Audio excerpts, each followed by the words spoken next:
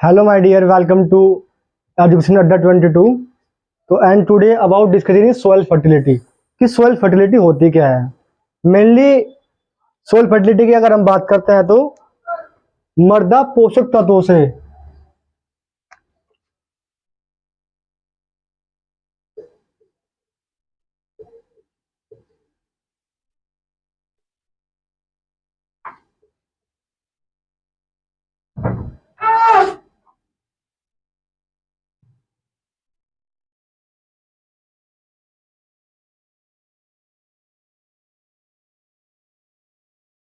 प्राप्य अवस्था में उचित माध्यम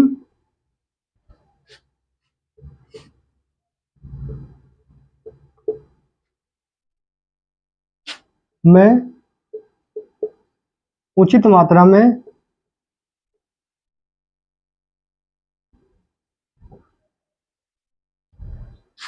पोषक पदार्थों का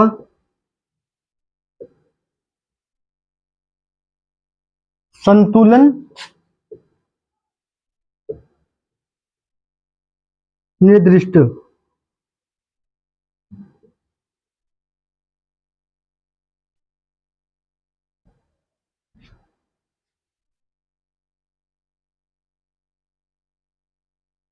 या मृदा की पैतृक अक्षमता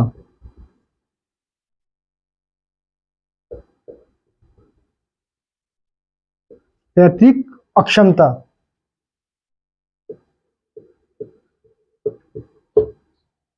तो ये डेफिनेशन आपकी सोइल फर्टिलिटी की हो गई।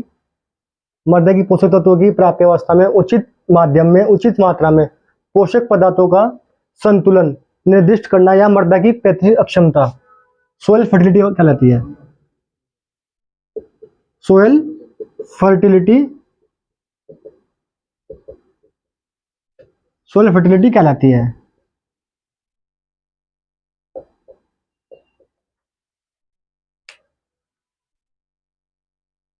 तो ये आपकी मृदा उर्वरता हो गया।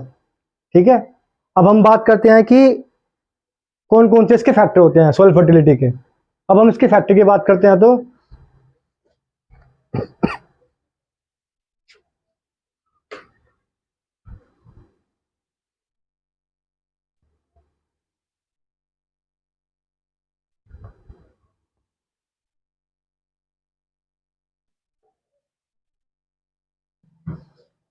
Factor and affecting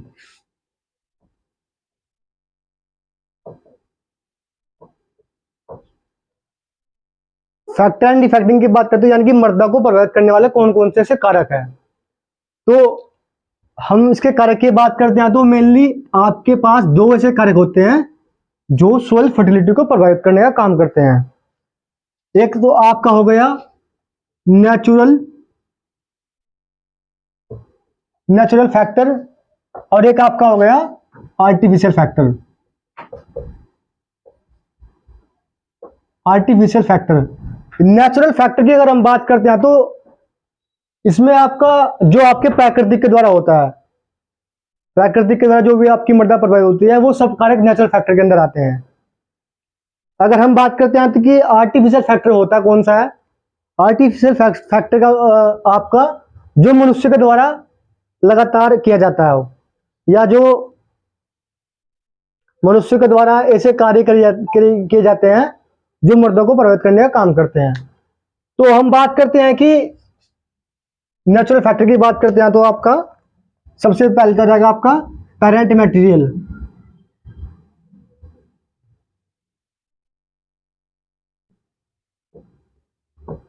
parent material की बात करते हैं तो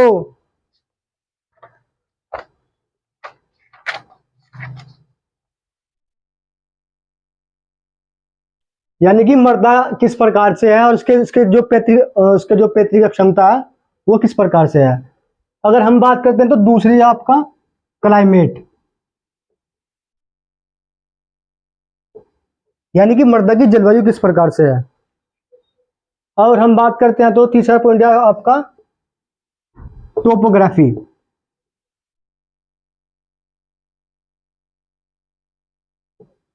टोपोग्राफी। और फिर फोर्थ टॉपिक की बात करते थे, इसमें आपका सोइल एज आपका,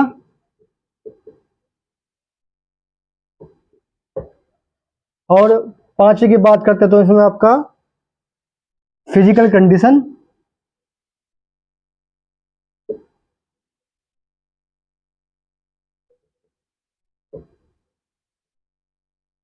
और यही बात करते हैं तो उसका 6 पॉइंट होगा आपका सोइल इरोजन।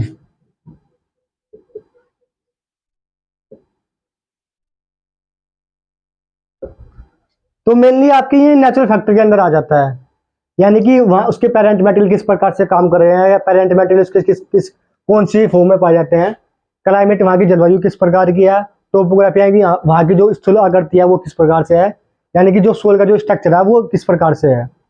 सोल एज की बात करते हैं तो कि मृदा कितने दिन पहली पुरानी है, मृदा का आकार किस प्रकार से है, ये आपका सोल एज के अंदर आता है। अगर हम बात करते हैं तो फिजिकल कंडीशन की बात करते हैं तो आपका कि मृदा की जो शारीरिक क्षमता है वो आपकी किस प्रकार से है। और ये आपका होगा फिर सोइल इरोजन। सोइल इरोजन की बात करते हैं तो आपका मेनली जो मृदा का जो ऑक्सीजन हो रहा है वो किस प्रकार से हो रहा है। तो सोइल इरोजन की बात करें तो आपका दो प्रकार से होता है, पहला आपका हो जाएगा एयर के द्वारा और दूसरा आपका हो जाएगा वाटर के द्वारा।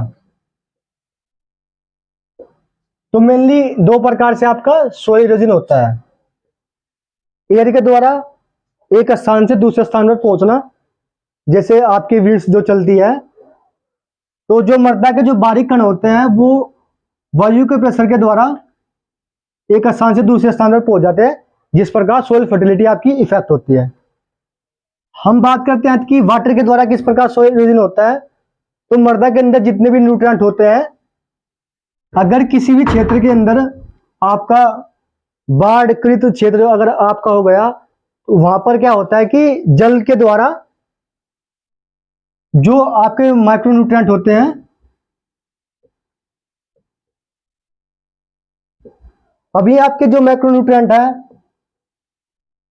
एक खेत से दूसरे खेत के अंदर चले जाते हैं। या मैं ये कहूँ कि अगर किसी क्षेत्र के अंदर बाढ़ अधिक हो गई है तो वो ये सब ओवरफ्लो हो जाता है आपका पानी, और इस प्रकार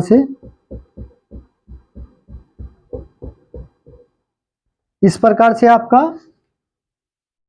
जो माइक्रोन्यूट्रिएंट होते हैं, जो माइक्रो एलिमेंट होते हैं आपके, ये बहा करके एक स्थान से दूसरे स्थान पर चले जाते हैं। तो ये सोइल इरोजन आप समझ ही चुके होंगे कितने प्रकार से होता है, दो प्रकार से होता है, soil erosion by air, soil erosion by water.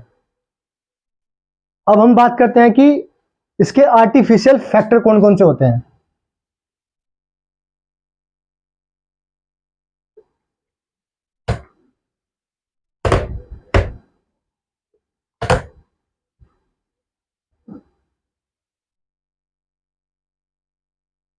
Soil factor और affecting factor of artificial.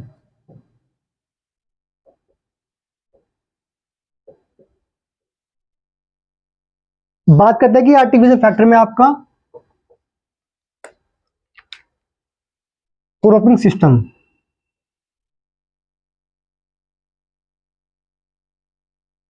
Cropping system. दूसरी बात करते तो आपका वाटर लॉगिंग।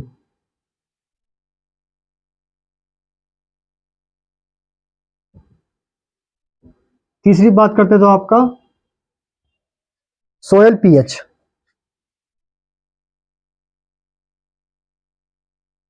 और फिर फोर्थ बात करते तो आपका इसमें सोयल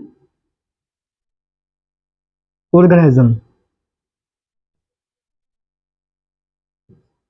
और इसमें फिर बात करते तो आपका सोयल मैनेजमेंट।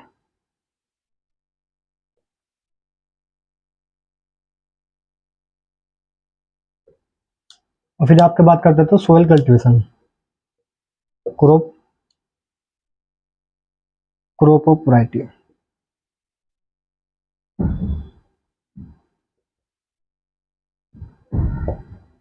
तो ये मेनली जो इंसान के द्वारा या मृदा को किस प्रकार से प्रभावित करते हैं। क्रॉपिंग सिस्टम की बात करते हैं तो आपका क्रॉपिंग सिस्टम होता है आपका फसल चक्र। ये आपका फसल चक्र होता है, इसको बोलते हैं आप क्रॉप रोटेशन। अब क्रॉप रोटेशन की बात करते हैं तो मेनली आपका फसल का जो बोने का जो मेथड है या जो फसल को बोने का जो तरीका है, आप किस प्रकार से फसलों को बुआई कर रहे हैं, या कोई आप धान के बाद तिलहनी और तिलहनी के बाद आप कोई नकदी फसल। नकदी का होता है आपका कैश क्रॉप, इसको बोलते हैं कैश क्रॉप। नकदी फसल होती है आपकी जो आप खेत के अंदर जो तैयार करते हो और उसको आप तुरंत बाजार के अंदर बेच देते हो, तो आपका ये नकदी फसल के अंदर आ जाएगा। और मैं यही बात करूँ कि तिलहनी फसल, इसमें आपको तेल की प्राप्ति होती है।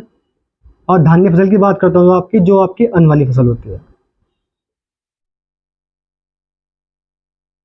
तो ये आपका क्रॉपिंग सिस्टम यानी फसल चक्र का जो प्रकार है वो आपका किस प्रकार से है।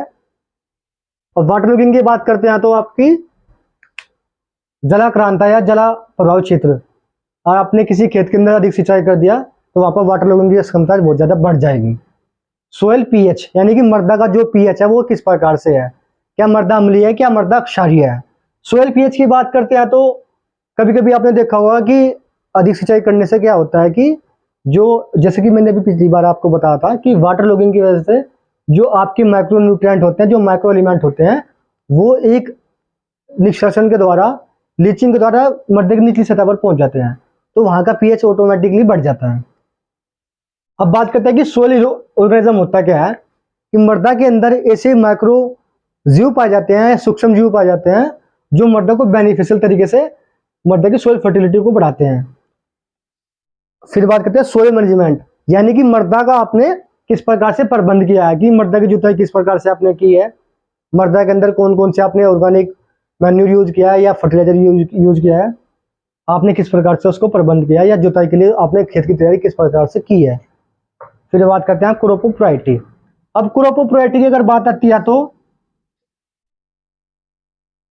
क्रॉप ऑफ प्रायोरिटी की हम बात करते हैं तो कि आपने कौन कौन सी ऐसी फसल ली है जो अधिक अक्षमता में वाटर यूज जो आपकी इफिशियंसी होती है, या वाटर यूज जो आपका फर्टिलाइजर इफिशियंसी होती है, वो उसको कितनी प्रकार से प्रभावित करती है।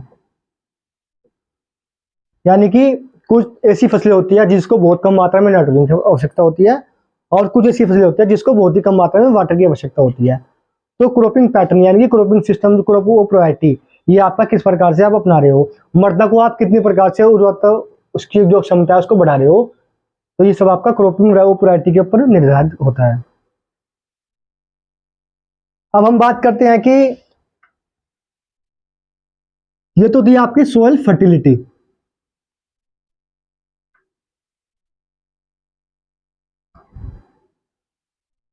अब हम बात करते हैं कि सोइल प्रोडक्टिविटी होती क्या है।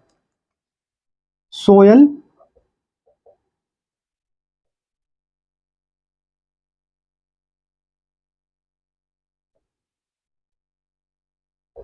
सोइल प्रोडक्टिविटी,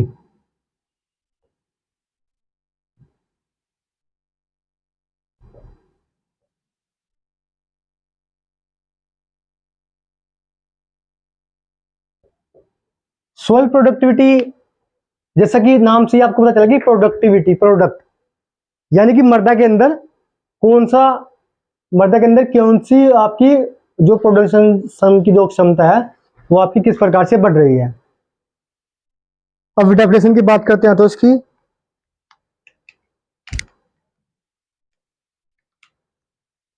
मृदा उत्पादकता से अभिप्राय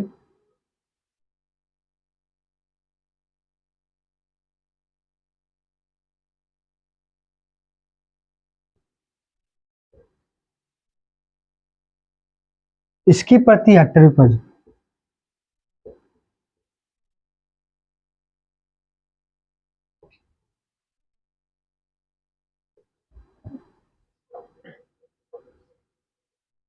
उपज उत्पादन अक्षमता,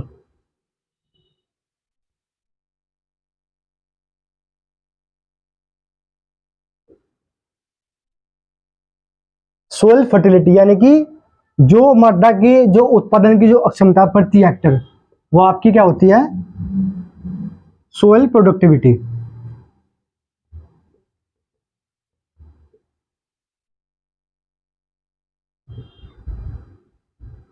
सोयल प्रोडक्टिविटी कहलाती है आपकी।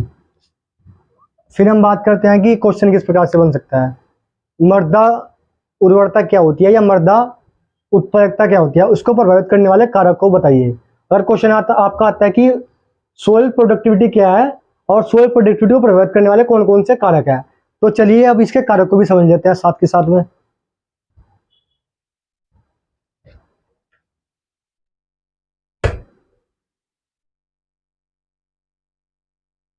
तो मेनली हम बात करते हैं तो इसके आपके 3 प्रकार होते हैं, soil productivity factor of affecting.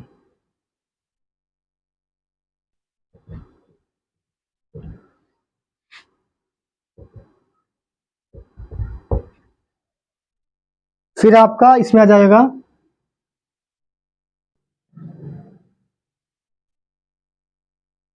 First number पे आपका आएगा इसमें क्लाइमेट फैक्टर।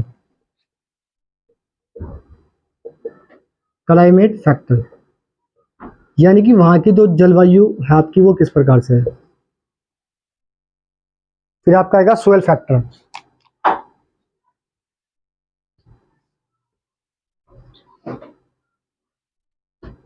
फिर आपका आ जाएगा इसमें crop factor,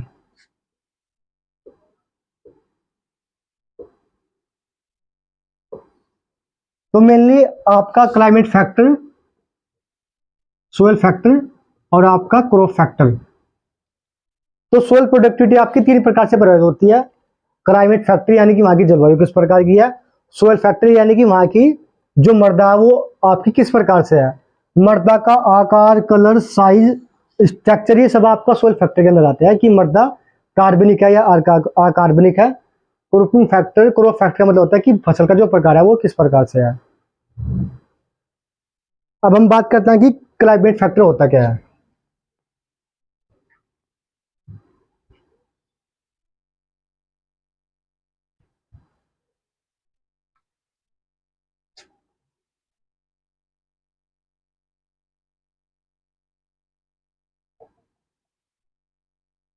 climate factor, climate factor की बात करते हैं तो आपका नंबर फर्स्ट पे आएगा, आपका आएगा रेनफॉल।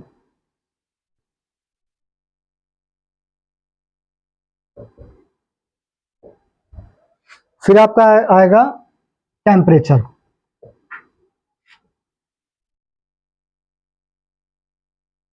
फिर आपका आएगा रेनफॉल, टेम्परेचर, फिर आपका आएगा ह्यूमिडिटी,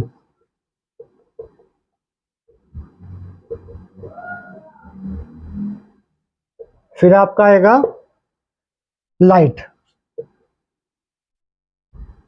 फिर आपका आएगा विंड्स यानी कि जो वहां का जो हवा का जो प्रकार है वो किस प्रकार से है, फिर आपका आएगा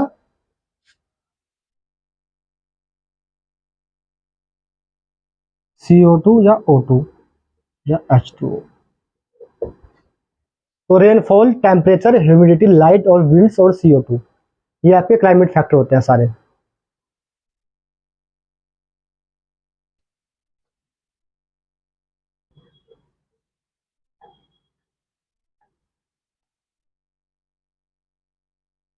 अब हम बात करते हैं कि सोयल फैक्टर कौन कौन से होते हैं, सोयल प्रोडक्टिविटी को जो प्रभावित करते हैं वो सोयल फैक्टर आपके कौन कौन से होते हैं।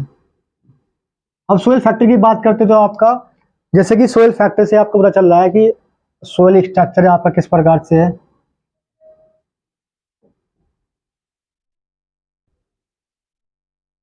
फिर दूसरी बात करते हैं तो आपका सोयल टेक्सचर किस प्रकार से आपका है,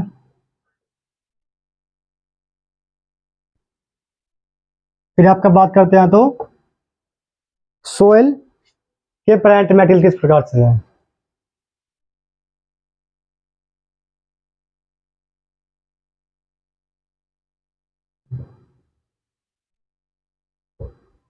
फिर बात करते हैं तो आपका सोयल टेम्परेचर आपका किस प्रकार से है।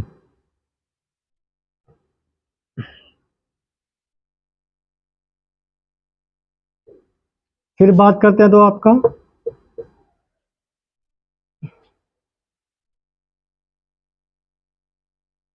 सोयल डेप्थ,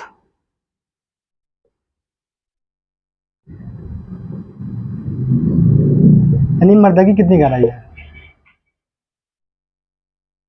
सोयल मॉइस्चर,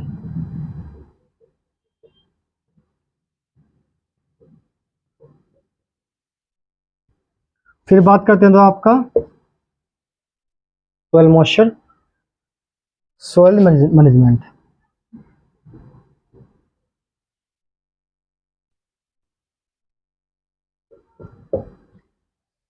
तो ये आपके सोयल से जो आपके फैक्टर होते हैं जो सोयल प्रोडक्टिविटी को प्रभावित करते हैं। सोयल स्ट्रक्चर यानी कि मृदा का आकार किस प्रकार से है। सोयल टेक्सचर, मृदा का कणाकार का जो मतलब कि आकार है वो किस प्रकार से है। सोयल पैरेंट मटेरियल किस प्रकार से है, जो उसकी पैतृक क्षमता है। सोयल टेम्परेचर, मृदा का जो टेम्परेचर है वो कितने प्रकार से है। सोयल डेप्थ यानी कि मृदा की जो गहराई है वो किस प्रकार से है। और सोयल मॉइस्चर यानी कि जो मृदा की जो नमी है वो किस प्रकार से है। सोयल मैनेजमेंट की मृदा का जो प्रबंध है वो किस प्रकार से किया गया है। तो मैं उम्मीद करता हूं कि आप सब लोग इसको काफी अच्छी तरीके से समझ चुके होंगे। अब हम बात करते हैं कि क्रॉप फैक्टर होता क्या है।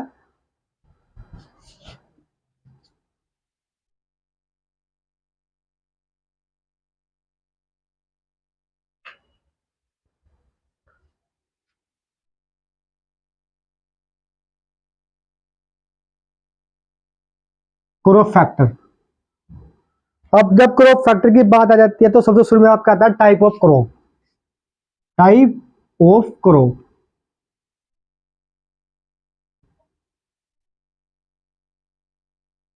फिर आपका आता है सोइंग ऑफ टाइम,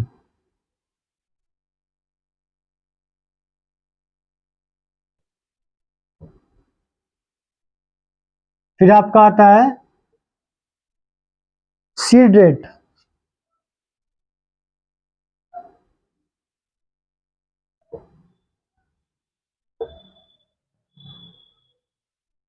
फिर आपका आता है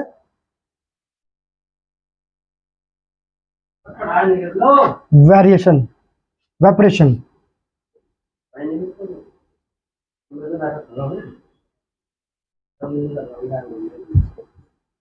वेपरेशन, फिर बात करते हो आपका वीड कंट्रोल,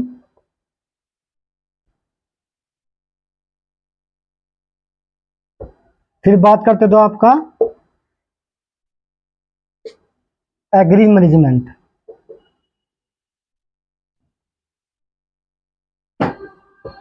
सबसे पहले बात करते हैं कि टाइप ऑफ क्रॉप होता क्या है, यानी जो फसल का आपको प्रकार है वो आपने किस प्रकार से बोया है, फसल का चुनाव आपने किस प्रकार से किया है। सोइंग ऑफ टाइम, फसल का जो आपका जो समय है वो सही समय पर किया गया है, अर्ली है या आपका लेट है। Sowing of time. अब सीड रेट की बात करते हैं तो आपका जो आपके जो बीज की जो मात्रा है वो आपकी किस प्रकार से है। सीड रेट, अगर आपको किसी भी फसल की आपको उत्पादक क्षमता अधिक बढ़ानी है तो मेनली मेन रीजन होता है आपका सोयल सीड रेट और आपका सोयल। सोयल का स्ट्रक्चर किस प्रकार से है, सोयल की फर्टिलिटी कितनी है। सोयल फर्टिलिटी अधिक होगी तो तभी आपको उत्पादन अच्छा होता है। और सीड रेट की अपनी मात्रा किस प्रकार से लगाई गई है या किस प्रकार से डाली है वो आपका बीज की मात्रा पर भी निर्धारित करता है। फिर आपकी बात करते हैं कि वेपरेशन, यानी कि जो शोषण जो क्रिया होती है या जो वेपरेशन जो क्रिया होती है वो आपको क्रॉपिंग फैक्टर के अंदर आपको देखने को मिल जाएगी। वीड कंट्रोल, वीड कंट्रोल का मतलब होता है आपका कि मृदा के अंदर ऐसे कौन कौन से खरपतवार आपके उग रहे हैं और आपने उसका मैनेज किस प्रकार से किया है। फिर आपका आता है एग्री मैनेजमेंट, यानी कि आपने सस्य क्रियाएं किस प्रकार से की है जिससे कि आपको इसका प्रोडक्शन आप बढ़ा सकते हो, क्रॉप प्रोडक्टिविटी का। आई होप कि आप लोगों को ये सेक्शन अच्छा लगा होगा और मैं उम्मीद करता हूँ कि परीक्षा की दृष्टि से काफ़ी इम्पोर्टेंट क्वेश्चन है। तो अगर आपको वीडियो अच्छी लगी है तो आप कमेंट कीजिए और कमेंट सेक्शन में जो बोलिएगा वीडियो आपको कैसी लगी है, जो भी आपका टॉपिक है वो आप कमेंट सेक्शन में बोल सकते हो, और मैं उम्मीद करता हूँ कि मैं उसको टॉपिक को पूरा कराने की आपको समझाऊँ बढ़िया तरीके से इस प्रकार से। तो चैनल को सब्सक्राइब कीजिएगा, लाइक कीजिएगा। Thank you, thanks for watching.